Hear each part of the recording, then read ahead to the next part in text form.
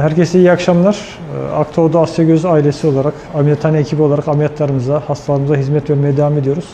Size sağlıklı, mutlu günler diliyorum. Көзіңнен бір ұшқын ұшты ма білмедім, әйтеуір нұр құштым, әйтеуір гүлдедім, көктемнің бұлбұлы кеудеме қонады.